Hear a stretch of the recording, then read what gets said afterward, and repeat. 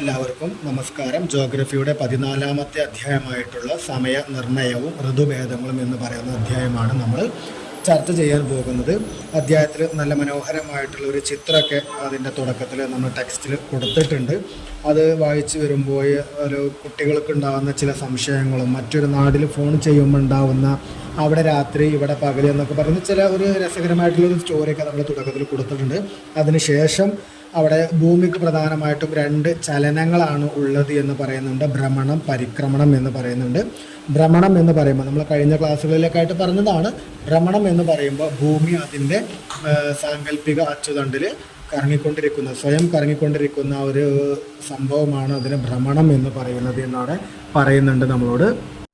ഭൂമിക്ക് അപ്പോൾ അതിൻ്റെ നടുവിലൂടെ അല്ലെങ്കിൽ അതിന് കുറുകെ ഒരു അമ്പ് പോലെ ഒരു സാധനം അവിടെ ഉണ്ട്. അതല്ലെങ്കിൽ അതിനെ തുളച്ചുകൊണ്ട് പോകുന്ന ഒരു സാധനം അവിടെ ഉണ്ട് എന്ന് പറയപ്പെടുന്നുണ്ട്. സാങ്കല്പികമാണ്, യഥാർത്ഥത്തിൽ അങ്ങനെയൊന്നുമില്ല. അതൊരു ചെരിഞ്ഞാണ് കിടക്കുന്നത്. നമ്മൾ പലപ്പോഴും ചെറിയ ക്ലാസ്സുകളിലൊക്കെ അതിൻ്റെ ചിത്രങ്ങളൊക്കെ കണ്ടതാണ്.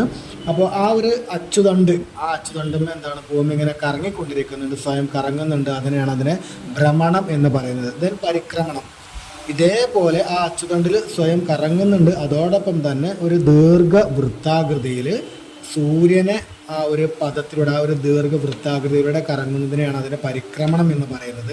ദീർഘവൃത്താകൃതിയിൽ ഒരു പരിക്രമണ പദത്തിലൂടെ ഭൂമി സൂര്യന് ചുറ്റും സഞ്ചരിക്കുന്നതാണ് പരിക്രമണം എന്ന് പറയുന്നത്.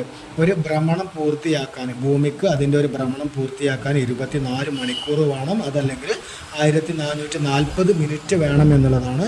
അതോടൊപ്പം തന്നെ ഭൂമിക്ക് ചുറ്റുമുള്ള അതിൻ്റെ കോണീയ അകലം എന്ന് പറഞ്ഞാൽ നമ്മൾ സ്കൂളിലൊക്കെ പഠിക്കുമ്പോൾ പ്രൊട്ടാക്ടർ വെച്ചുകൊണ്ട് നോക്കുക 360, അതായത് ഈ 360 ഡിഗ്രി കോണീയ അളവിൽ 24 മണിക്കൂറും ഭൂമി സൂര്യനെ ചുറ്റിക്കൊണ്ട് ഇരിക്കുന്നുണ്ട് എന്നുള്ളതാണ്. ആ ഒരു 360 ഡിഗ്രി തിരിയാൻ വേണ്ടിയിട്ട് ഭൂമിക്ക് എടുക്കുന്ന സമയമാണ് ഒരു ദിവസം, അതല്ലെങ്കിൽ 24 മണിക്കൂർ, അതും അല്ലെങ്കിൽ 1440 മിനിറ്റ് എന്ന് പറയുന്നത്. അപ്പോൾ 360 ഡിഗ്രി തിരിയാൻ 1440 മിനിറ്റ് എടുക്കുന്നുണ്ടെങ്കിൽ ഭൂമി 1 ഡിഗ്രി തിരിയാൻ വേണ്ടിയിട്ട് 4 മിനിറ്റ് എടുക്കുന്നുണ്ട് എന്നുള്ളതാണ് നമ്മളതിൽ മനസ്സിലാക്കേണ്ടത്. ഇനി ഭൂമി സ്വയം അതിൻ്റെ അച്ചുതണ്ടിൽ കറങ്ങുന്നുണ്ട് എന്ന് നമ്മൾ പറഞ്ഞു. അതിൻ്റെ കറക്കം പടിഞ്ഞാറ് നിന്ന് കിഴക്കോട്ടാണ് കറങ്ങിക്കൊണ്ടിരിക്കുന്നത്. അതുകൊണ്ടാണ് സൂര്യോദയം നമുക്ക് കിഴക്കും സൂര്യാസ്തമയം നമുക്ക് പടിഞ്ഞാറുമായിട്ട് ഫീൽ ആകുന്നത് എന്നുള്ളതാണ്. ഉദയഭാഗത്തേക്ക് സമയം കൂടുതലായിരിക്കും എന്നാണ് പിന്നീട് അവിടെ പറയുന്നത്. അതായത് ഭൂമി ഉദിക്കുന്ന ഭാഗം കിഴക്ക് ഭാഗമാണെന്ന് പറഞ്ഞു. അപ്പോൾ നമ്മൾ നിൽക്കുന്ന ഭാഗത്ത് നിന്ന് കിഴക്കോട്ട് ചലിക്കും തോറും അവിടെ എന്തുണ്ടാവും, സമയം കൂടുതലായിരിക്കും. കാരണം അവിടെയാണ് സൂര്യൻ നിൽക്കുന്നത്, അവിടെ ആവും പ്രകാശം കൂടുതൽ. നേരെ തിരിച്ച് നമ്മൾ നിൽക്കുന്ന ഇടത്ത് നിന്ന് പടിഞ്ഞാറോട്ട് സഞ്ചരിക്കുകയാണെങ്കിൽ അവിടെ എന്തുണ്ടാവും, സമയം കുറവായിരിക്കും. കാരണം അവിടെ സൂര്യപ്രകാശം എത്താൻ സമയം എടുക്കുന്നുണ്ട്. അപ്പോൾ അവിടെ സമയം കുറവായിരിക്കും എന്നുള്ളതാണ്. കിഴക്ക് ഓരോ ഡിഗ്രി രേഖാംശത്തിനും 4 മിനിറ്റ് കൂടുതലും, പടിഞ്ഞാറ് ഓരോ ഡിഗ്രി രേഖാംശത്തിനും 4 മിനിറ്റ് കുറവും സമയം സഞ്ചരിക്കുന്നുണ്ട്, അല്ലെങ്കിൽ കുറവിൽ മാറ്റം വരുന്നുണ്ട് എന്നാണ് പറയുന്നത്. നമ്മൾ കഴിഞ്ഞ ക്ലാസ്സിൽ പറഞ്ഞതുപോലെ രേഖാംശം എന്താണെന്നുള്ളത് പറയുന്നുണ്ട്. ഇടത്ത് നിന്ന് വലത്തോട്ട് വരക്കുന്ന ഭൂപടത്തിലോ അല്ലെങ്കിൽ ഗ്ലോബിലോ വരക്കുന്ന രേഖകളെയാണ് രേഖാംശ രേഖകൾ എന്ന് പറയുന്നത്. അപ്പം അത് പടിഞ്ഞാറോട്ടും അതല്ലെങ്കിൽ കിഴക്കോട്ടൊക്കെ സഞ്ചരിക്കുമ്പോൾ എന്തുണ്ടാവും, 4 മിനിറ്റ് സമയം കൂടുതലോ കുറവൊക്കെ ആയിട്ട് എന്തുണ്ടാവും, നമുക്കത് ഫീൽ ആകും എന്നുള്ളതാണ് അവിടെ നമ്മളോട് പറഞ്ഞു കൊടുക്കുന്നത്. അപ്പോൾ നമ്മൾ നിൽക്കുന്ന ആ ഒരു ഭാഗങ്ങളിൽ നിൽക്കുന്ന രേഖകളിൽ എന്തുണ്ടാവും, മാറ്റങ്ങൾ ഉള്ളതിനനുസരിച്ച് അത് മാറുന്നു എന്നുള്ളതാണ്. അപ്പോൾ ഞാൻ നേരത്തെ പറഞ്ഞതിലൊരു മാറ്റമുണ്ട്. രേഖാംശ രേഖയാണ് എങ്ങനെയാണ് ലംബമായിട്ട് വരയ്ക്കുന്നതാണ് കേട്ടോ. ലംബമായിട്ട് വരയ്ക്കുന്ന രേഖകളാണ് രേഖാംശ രേഖ എന്ന് പറയുന്നത്. അപ്പോൾ അവിടെ നിന്നുണ്ടാവും ഭൂമിയുടെ നമ്മൾ നിൽക്കുന്നതിന് വലത്തോട്ടും ഇടത്തോട്ടുള്ള രേഖകളാണ്. അപ്പോൾ അതിൽ മാറ്റങ്ങൾ നമ്മൾ ചലിക്കുന്നതിനനുസരിച്ച് എന്തുണ്ടാവും, അവിടെ ആ മാറ്റങ്ങൾ ഫീൽ ആയിക്കൊണ്ടിരിക്കും എന്നുള്ളതാണ്. പ്രാദേശിക സമയം. ഓരോ പ്രദേശത്തും സൂര്യൻ തലയ്ക്ക് മുകളിലെത്തുമ്പോൾ ഉച്ചയ്ക്ക് 12 മണിയായി കണക്കാക്കുന്ന രീതിയാണ് നമ്മൾ പ്രാദേശിക സമയം എന്ന് പറയാം. അപ്പം നമ്മളൊക്കെ വ്യത്യസ്ത തലത്തിലുള്ള പഞ്ചായത്തുകളിൽ നിന്നൊക്കെ വരുന്ന ആളുകളാണ്. ചിലപ്പോൾ ഇനിയിപ്പോൾ നമ്മൾ ദൂരത്ത് എവിടെയെങ്കിലുമൊക്കെ ഓഫീസിൽ വർക്ക് ചെയ്യുന്ന ആളുകളാണെങ്കിൽ ചിലപ്പോൾ കേരളത്തിൽ നിന്നുള്ള ആളുകളുണ്ടാവും, തമിഴ്നാട്ടിൽ നിന്നുള്ള ആളുകളുണ്ടാവും, കർണാടകയിൽ നിന്നുള്ള ആളുകളൊക്കെ ഉണ്ടാവും. അപ്പോൾ ചിലപ്പോൾ നമ്മൾ അവരൊക്കെ കോണ്ടാക്ട് ചെയ്യുന്ന സമയത്ത് സമയം എത്രയായും ചോദിക്കുമ്പോൾ പലതും മിനിറ്റുകളുടെയൊക്കെ മാറ്റത്തിൽ അവരെന്ത് ചെയ്യും, സമയങ്ങൾ വ്യത്യാസം പറയാറുണ്ട്. അപ്പോൾ അതാണ് നമ്മൾ ഒരു ദിവസത്തിൽ ഉച്ച സമയത്ത് അപ്പോൾ ആ തലക്ക് മുകളിൽ സൂര്യൻ എത്തുമ്പോൾ അതിനൊരു പ്രാദേശിക സമയം 12 മണി എന്ന് കണക്കാക്കുമ്പോൾ അതിനെയാണ് അവിടെ ഒരു പ്രാദേശിക സമയം എന്നുള്ളത് കൊണ്ട് അർത്ഥമാക്കുന്നത്. ദെൻ മാനക സമയം, ഓരോ രാജ്യത്തിൻ്റെയും മധ്യഭാഗത്തു കൂടി കടന്നു പോകുന്ന രേഖാംശ രേഖയെ മാനക രേഖാംശമായിട്ടാണ് കണക്കാക്കുന്നത്. ആ രേഖയെ പ്രാദേശിക സമയമാക്കി കണക്കിലാക്കിക്കൊണ്ട് ആ രാജ്യത്ത് വരുന്ന സമയങ്ങളെയാണ് ഇവിടെ മാനക സമയം എന്ന് പറയുന്നത്. ഇന്ത്യയുടെ മാനക രേഖാംശം എന്ന് പറയുന്നത് 82.5 ഡിഗ്രി കിഴക്ക് രേഖാംശമാണ്. ഗ്രീനിച്ച് സമയവും ഇന്ത്യൻ മാനക സമയവും തമ്മിൽ 5.5 മണിക്കൂറിൻ്റെ വ്യത്യാസം ഉണ്ടാവാറുണ്ട് എന്നുള്ളതാണ്. ഇപ്പോൾ ഓരോ രാജ്യത്തിനും എന്തുണ്ടാവും, ആ രാജ്യത്തിൻ്റെ പൊതുവായിട്ടൊരു ടൈം കണക്കിലെടുക്കാൻ വേണ്ടിയിട്ട് ഒരു മാനക രേഖാംശം ഉണ്ടാവും എന്നുള്ളതാണ്. ഇന്ത്യക്കും അങ്ങനെ ഒരു രേഖാംശ രേഖ ഉണ്ട്. അത് ഓരോ രാജ്യത്തിൻ്റെയും ഏകദേശം സെൻട്രൽ ഭാഗത്തുകൂടി കടന്നു പോകുന്ന രേഖയാണ് അങ്ങനെ എടുക്കാറുള്ളത്. ഇന്ത്യയിൽ അങ്ങനത്തെ രേഖ എന്ന് പറയുന്നത് 82.5 ഡിഗ്രി കിഴക്ക് രേഖാംശ രേഖയാണ്. ഈ രേഖാംശ രേഖയും ആഗോള തലത്തിൽ സമയം കണക്കാക്കുന്നതാണ് ഗ്രീനിച്ച് രേഖ എന്ന് പറയുന്നത്. ആ രേഖയും തമ്മിൽ 5.5 മണിക്കൂറിൻ്റെ വ്യത്യാസമുണ്ട് എന്നുള്ളതാണ് നമ്മൾ പറയുന്നത്. ദെൻ ഗ്രീനിച്ച് സമയം അടിസ്ഥാനമാക്കിയാണ് ലോകത്ത് എവിടെയുമുള്ള സമയം നിർണ്ണയിക്കുന്നത്. അതിനാൽ ഈ രേഖയെ പ്രൈം മെറീഡിയൻ എന്നുള്ള പേരിൽ അറിയപ്പെടുന്നുണ്ട്. ഇപ്പോൾ നമ്മളെന്താണ് ഒരു പ്രദേശത്ത് 12 മണിയാകുമ്പോൾ സൂര്യന് ഉച്ചയിലെത്തുമ്പോൾ അതിന് പ്രാദേശിക സമയം എന്നുള്ള പേരിലാണ് അറിയപ്പെടുന്നത്. ഇനി അതൊരു രാജ്യത്തിൻ്റെ പ്രാദേശിക സമയം കണക്കിലാക്കാൻ വേണ്ടി ആ രാജ്യത്തിൻ്റെ സെൻട്രലിലൂടെ കടന്നു പോകുന്ന രേഖയെടുക്കും. ആ രേഖയെ നമ്മൾ എന്തെന്ന് പറയും, മാനക രേഖാംശം എന്ന് പറയും. അതേപോലെ ലോകത്തിന് മൊത്തമായിട്ട് എടുക്കുന്നതാണ് ഗ്രീനിച്ച് രേഖ എന്ന് പറയുന്നത്. ഇംഗ്ലണ്ടിലുള്ളൊരു സ്ഥലമാണ് ഗ്രീൻവിച്ച് എന്ന് പറയുന്നത്. അതുകൊണ്ടാണ് അതിന് ഗ്രീനിച്ച് ലൈൻ എന്ന് പറയുന്നത്. ഓക്കെ, അപ്പോൾ അതാണ് അവിടെ ആ ഒരു ഗ്രീനിച്ച് സമയം എന്നുള്ള ഒരു ഭാഗം കൊണ്ട് അർത്ഥമാക്കുന്നത്. ഇനി അതേപോലെ തന്നെ നിങ്ങൾക്ക് നമ്മളുടെ ടെക്സ്റ്റിലൊരു ചിത്രസഹിതം അന്താരാഷ്ട്ര ദിനാങ്ക രേഖ എന്ന് പറയുന്നുണ്ട്.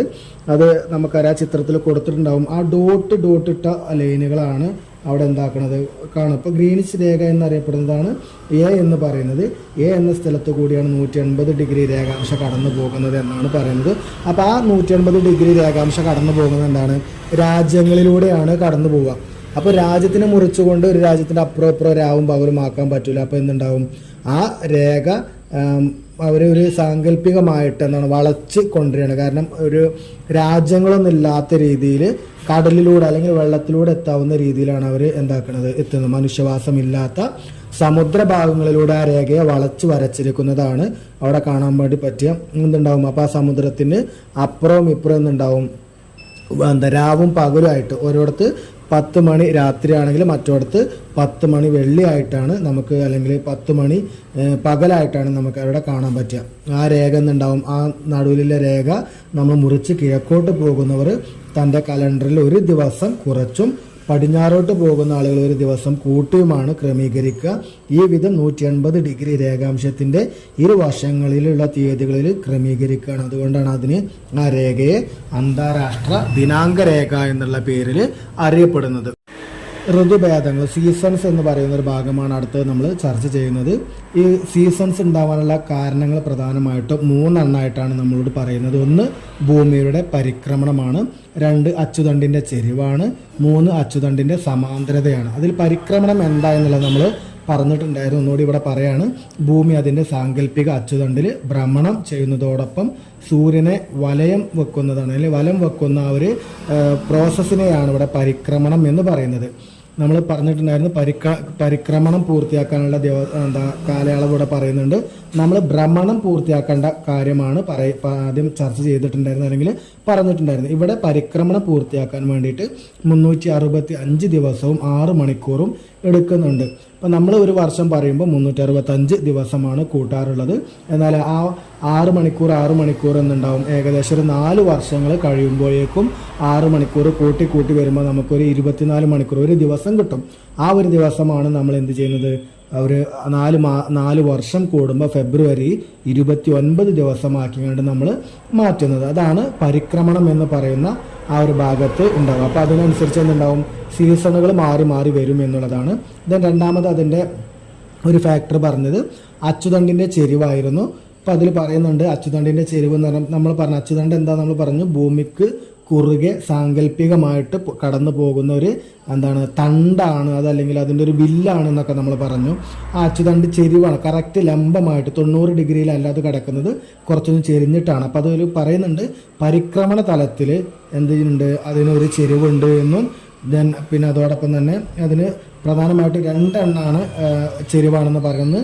പരിക്രമണ തലത്തിൽ നിന്ന് 66.5 ഡിഗ്രി എന്തുണ്ട്, അതിന് ചെരിവ് വരുന്നുണ്ട്. മാത്രമല്ല ആ പരിക്രമണ തലത്തിൻ്റെ ലംബത്തിൽ നേരെ കുത്തനെ പിടിച്ചു കഴിഞ്ഞാൽ 23.5 ഡിഗ്രിയും എന്തുണ്ട്, ചെരിവുണ്ട്. അപ്പോൾ ആ 2 ചെരിവും എന്തുണ്ട് അവിടെ നടക്കുന്നതോടൊപ്പം സീസണുകളിലും മാറ്റം വരുന്നുണ്ട് എന്നുള്ളതാണ്.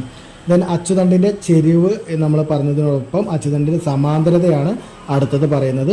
ഭൂമി അതിൻ്റെ പരിക്രമണ വേളയിൽ മുഴുവനായിട്ടും ചെരിവ് ഒരുപോലെ നിലനിർത്തുന്നു. ഏത് ചെരിവ്? അച്ചുതണ്ടിൻ്റെ ചെരിവ് പറഞ്ഞാൽ ആ ഒരു അച്ചുതണ്ടിൻ്റെ ചെരിവ് സൂര്യനെ ചുറ്റുമ്പോഴും എന്തുണ്ട്, അതൊന്നും വളയാതെ ഉലയാതെ ഒരേ രീതിയിൽ തന്നെ നിലനിർത്തുന്നുണ്ട്. മാർച്ച് 21 സൂര്യൻ ഭൂമധ്യരേഖയ്ക്ക് നേർമുകളിലായിരിക്കും. ആ സൂര്യപ്രകാശം ഭൂമിയിൽ ലഭ്യമായിട്ട് പതിക്കുന്നുണ്ടാവും. ആ ദിവസങ്ങളിൽ രാത്രിയും പകലും തുല്യ അളവിലായിരിക്കും. അതിനെയാണ് സമരാത്ര ദിനങ്ങൾ അല്ലെങ്കിൽ വിഷുവങ്ങൾ എന്ന് പറയാം. എന്താണ് മാർച്ച് 21? നമ്മളെ സംബന്ധിച്ചിടത്തോളം ഏറ്റവും ചൂട് കൂടുതലുള്ളൊരു ദിവസമാണ് മാർച്ച് 21. അത് കറക്റ്റ് ഭൂമധ്യരേഖ 0 ഡിഗ്രി രേഖാംശ രേഖയ്ക്ക് അടുത്തായിരിക്കും ഉണ്ടാവുക. അപ്പോൾ എന്തുണ്ടാവും, ഭൂമിക്ക് കറക്റ്റായിട്ടാണ് എല്ലാ സൂര്യരശ്മികളും ലംബമായിട്ട് പതിക്കുക. അപ്പോൾ അതുകൊണ്ട് എന്തുണ്ടാവും, അവിടെ രാത്രിയും പകലും ഒരേപോലെയാണ് ഉണ്ടാവുക. അതിനെയാണ് അവിടെ സമരാത്ര ദിനങ്ങൾ എന്ന് പറയാം. ദെൻ ഇനി അവിടെ ഗ്രീഷ്മ അയാനന്ദ ദിനം എന്താന്ന് പറയുന്നുണ്ട്. ജൂൺ 21 ശേഷം സൂര്യൻ്റെ സ്ഥാനം ഉത്തരായന രേഖയിലായിരിക്കും.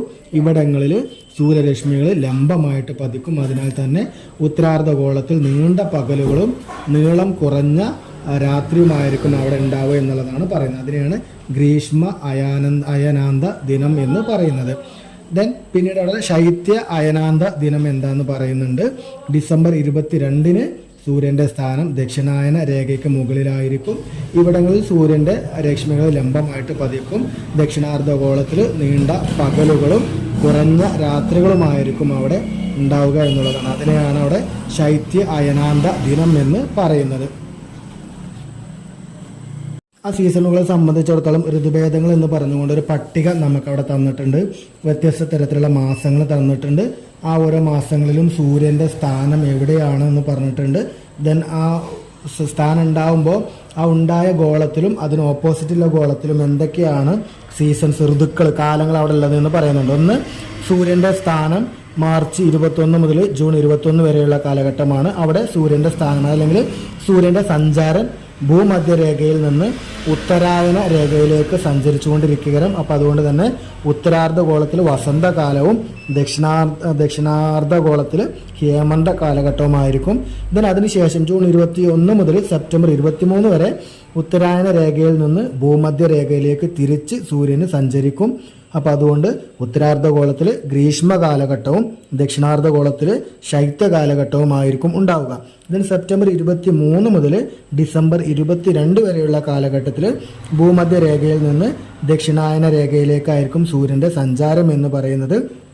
അപ്പോൾ അതുകൊണ്ട് തന്നെ ഉത്തരാർദ്ധഗോളത്തിൽ അവിടെ ഹേമന്ത കാലഘട്ടവും ദക്ഷിണാർദ്ധഗോളത്തിൽ വസന്ത കാലഘട്ടവുമായിരിക്കും ഉണ്ടായിരിക്കുക. അതിനുശേഷം ഡിസംബർ 22 മുതൽ മാർച്ച് 21 വരെ ദക്ഷിണായന രേഖയിൽ നിന്ന് ഭൂമധ്യ രേഖയിലായിരിക്കും സൂര്യൻ്റെ സഞ്ചാരം ഉണ്ടാവുക. അപ്പോൾ അതുകൊണ്ട് തന്നെ ഉത്തരാർദ്ധഗോളത്തിൽ ശൈത്യ കാലഘട്ടവും പിന്നെ അതുപോലെ ദക്ഷിണാർദ്ധഗോളത്തിൽ ഗ്രീഷ്മ കാലഘട്ടവുമായിരിക്കും ഉണ്ടാവുക. അപ്പോൾ അതാണ് സീസൺസ് എന്ന് പറയുന്ന ആ ഒരു ഭാഗത്ത് പറയുന്നത്. ഇത് എക്സാമിന് ചോദിക്കാറുണ്ട്. ഏകദേശം മാസങ്ങളുടെ ആ ഒരു ഭാഗം തരും. എന്നിട്ട് എന്തുണ്ടാവും, നമ്മൾ ആ സൂര്യൻ്റെ അയനവും കണ്ടെത്തണം. അപ്പുറത്ത് നമ്മൾ അവിടെ ഏത് ഋതുവാണ് അല്ലെങ്കിൽ ഏത് സീസണാണ് എന്നുള്ള ഭാഗവും നമ്മൾ കണ്ടെത്തേണ്ടതായിട്ട് വരാറുണ്ട്. അപ്പോൾ അത്രയും കാര്യങ്ങളാണ് അവിടെ പറയുന്നത്. ഇത് കുറച്ച് ഇമ്പോർട്ടൻ്റ് ആയിട്ടുള്ളൊരു ഭാഗമാണ് ആ ഒരു ടേബിൾ എന്ന് പറയുന്നത്. അപ്പോൾ ഇവിടെ ആ ഒരു സമയനിർണ്ണയവും ഋതുഭേദങ്ങളും എന്ന് പറയുന്ന അധ്യായം വളരെ ഒരു ചെറിയ അധ്യായമാണ്. എങ്കിലും ഒരു സമയം കണ്ടെത്തുന്നതും അതുപോലെ ഗ്രീനിച്ച് രേഖ, പ്രാദേശിക സമയം, ഇന്ത്യൻ മാനക സമയം, അതുപോലെ സൂര്യൻ്റെയൊക്കെ സഞ്ചാരം, പിന്നെ അതുപോലെ ഏറ്റവും ഋതുക്കൾ ഉണ്ടാവാനുള്ള കാരണം നമ്മൾ പറഞ്ഞ അച്ചുതണ്ടിൻ്റെ ചെരിവ്, പരിക്രമണം, അച്ചുതണ്ടിൻ്റെ സമാന്തരത എന്ന് പറയുന്ന ഒരു ഭാഗങ്ങളും പിന്നെ ലാസ്റ്റ് പറഞ്ഞ ആ ടേബിളും അത്യാവശ്യം ഇമ്പോർട്ടൻ്റ് ആണ്. അപ്പോൾ അതൊന്ന് ജസ്റ്റ് ഒന്ന് എല്ലാവരും ഒന്ന് ശ്രദ്ധിക്കുന്നത് നന്നായിരിക്കും. Okay, thank you.